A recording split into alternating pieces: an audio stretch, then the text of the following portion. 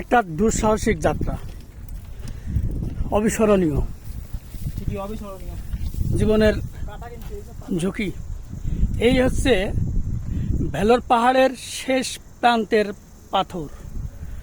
আমরা অলরেডি চলে এসেছি সেখানে। এই হচ্ছে দেখো ভেলোর শহর।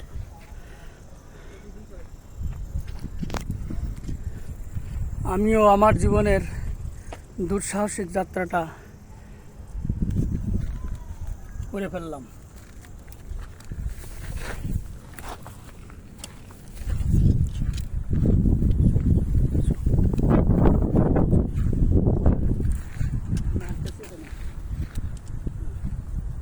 দুঃসাহসিক যাত্রাটা প্রায় সমাপ্তির কাছাকাছি।